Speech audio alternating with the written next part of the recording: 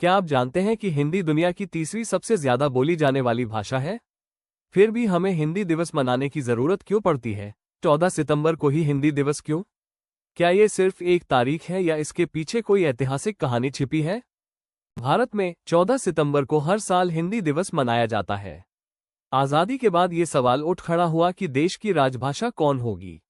लंबे विचार विमर्श के बाद 14 सितंबर 1949 को संविधान सभा ने निर्णय लिया कि देवनागरी लिपि में हिंदी को भारत की राजभाषा बनाया जाए।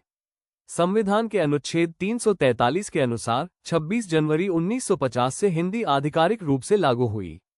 इसी ऐतिहासिक घटना की याद में हर साल 14 सितंबर को हिंदी दिवस मनाया जाता है। हिंदी दिवस का उद्देश्य है हिंदी भाषा के प्रयोग को बढ़ावा देना, सरकारी कामकाज में हिंदी को प्रोत्साहित करना और लोगों में अपनी मातृभाषा व राजभाषा के प्रति गर्व की भावना जगाना। हिंदी केवल संवाद का माध्यम ही नहीं बल्कि हमारी संस्कृति और एकता का प्रतीक है। आज हिंदी दुनिया की तीसरी सबसे अधिक बोली जाने वाली भाषा है। भारत की लगभग 44% आबादी हिंदी बोलती है। हिंदी संविधान की 22 अनुसूचित भाषाओं में से एक है। 2001 की जनगणना के अनुसार लगभग 42 करोड़ लोग हिंदी बोलते थे और आज ये संख्या और भी बढ़ चुकी है। भारत में 14 सितंबर को हर साल हिंदी दिवस मनाया जाता है।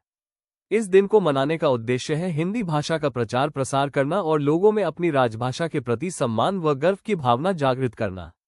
हिंदी दिवस के अवसर पर भारत सरकार और राज्य सरकारें हिंदी पखवाड़ा या हिंदी सप्ताह का आयोजन करती है।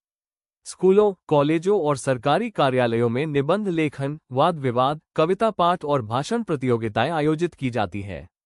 इस दिन राष्ट्रपति द्वारा उन व्यक्तियों और संस्थाओं को राजभाषा पुरस्कार भी दिए जाते हैं जिन्होंने हिंदी भाषा के प्रचार प्रसार में विशेष योगदान दिया हो। हिंदी दिवस और विश्व हिंदी दिवस में अंतर है।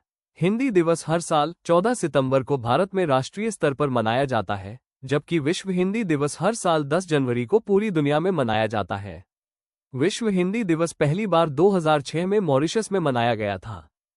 हिंदी हमारी पहचान है और ज्ञान बांटना हमारा उद्देश्य।